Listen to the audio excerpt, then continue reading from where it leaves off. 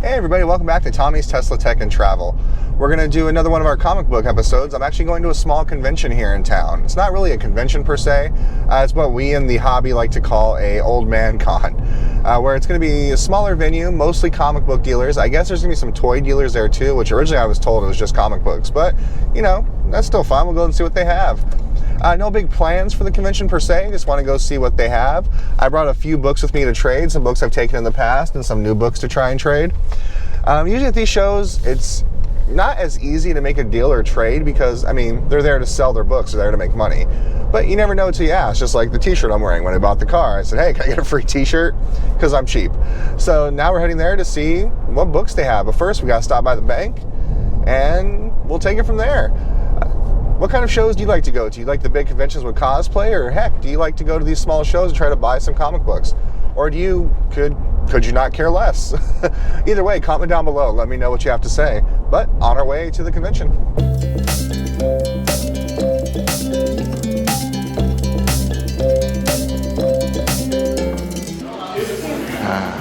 This is my type of show.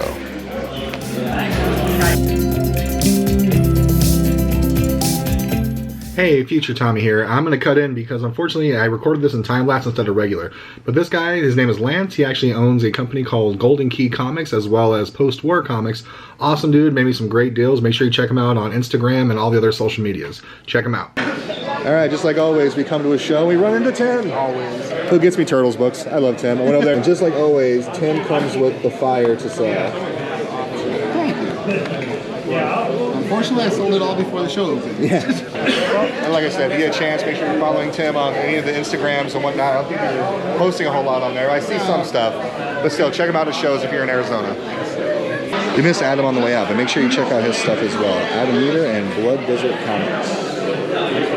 Well, that was a lot of fun. An old-timey comic show. I was centered around comic books, unlike most conventions now. I mean, it was some toy-related material there. It was Comics and Toys Expo here. But it was just a great time. Got lots of books. I even actually sold a couple books I've been looking to move. And I'm walking out with a lot of books from my collection. Good times. I can't wait to do it again next time. It's been a while since I've actually got to go to a show like that. I know you can call it a convention. It's not really. It's an expo. It's a show. It's the Comics and Toys Expo, right? It was a lot of fun. And the cool part about this show was people were willing to trade, will and deal. So I brought a little bit of money with me to try to buy some things if something caught my eye. And the reality is, I actually left with more money than I brought. I bought quite a few things, but then I was dealing with somebody. I had a couple books they wanted. And they had several books I wanted. He came to a better price for me on those books. I even brought my price down for his books. And the reality is we both got what we wanted, and I made a little bit of extra money. And I used that money to go around and buy some other things. And I'm left with more money and a bunch of books. I love these type of shows because you really get to like talk to people, get to know the dealers, the resellers, things like that when it comes to the comic book hobby. And what's cool about these type of shows, like conventions, I've said it before and I'll say it again, they really are a pop culture event at this point. And there's absolutely nothing wrong with that. I enjoy it more than the next person. But they're not really comic book conventions anymore. They're comic book adjacent, if you will. In this particular case, this was centered around comic books.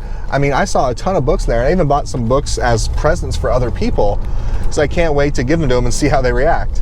So I realized you guys might want to kind of see what I picked up at the show too. Like I said, I went with some money to spend, but I actually ended up coming home with more money than I left with. I'm going to show you the amount of books I was able to get through buying, with trading, and, well, willing and dealing, if you will. The first two books actually aren't for me. I got them as a gift from my mother and my aunt. Actually, copies of Millie the Model. These are books that my mom used to tell me how she used to read when she was a kid, when my uncle would be reading his superhero comics.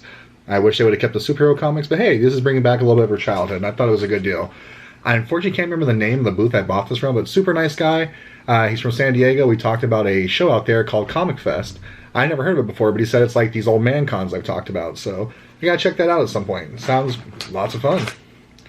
The next one is actually not a comic I've ever read before, but it's actually an anime movie. I am not a fan of anime. I make no secrets of it.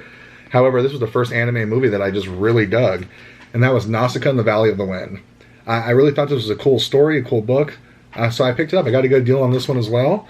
This one I did pay for. The next one is a couple of independent books. I myself, being an independent creator, I know what it's like to be at these shows watching everybody buy all the superhero stuff, all the big name stuff, all the stuff they see on TV, and just walking right by your booth because they've never heard of those characters before.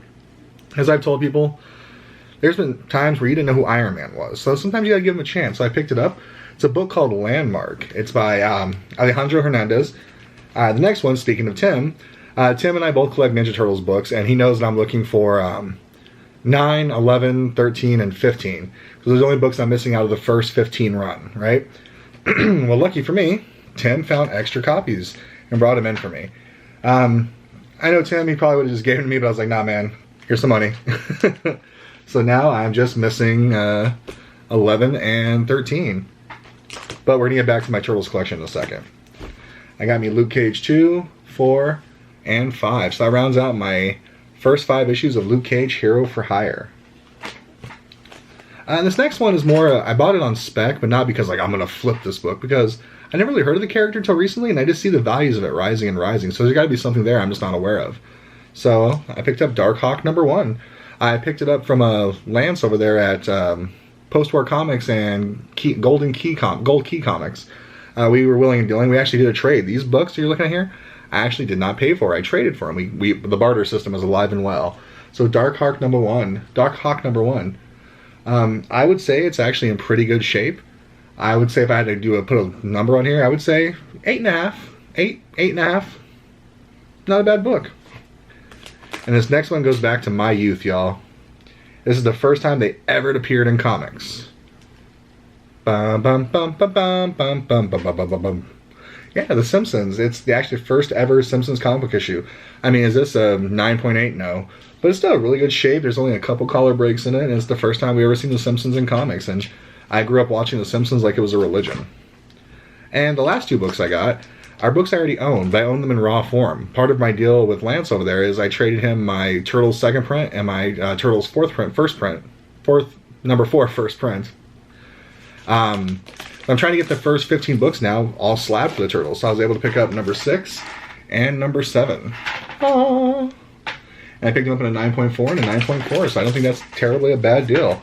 But I figured you guys would want to see the books I got, so there you go. Now back to old Tommy. So all in all, it was a great little show, and I can't wait to do it again. I believe it was brought to you by the folks there at Lady T Comics. And also we got to meet some new people. Lance there from Golden Key Comics and Post-War Comics. He's the one that I made a deal with. Really laid-back guy, and oh, he broke my heart. He did mortgage his past to pay the future, as I said earlier. He actually had a Turtles #1 first printing, which he actually sold in order to buy and start up his own comic book line through Golden Key Comics, an older brand that they're trying to revive. And I wish him all the luck. If you haven't already, go follow him on Instagram, follow him through his social medias, and make sure you support Golden Key Comics. That's a Herculean effort to do something like that. As someone who has their own comic book line and brand, it's not an easy thing to get it off the ground, let alone to revive one that's not been around for a while. But hey, thanks for tuning in. Thanks for taking another ride with us. I know it's not a Tesla, but hey, you still took a ride with Tommy today. And hopefully we can take another ride again soon. Bye-bye, everybody.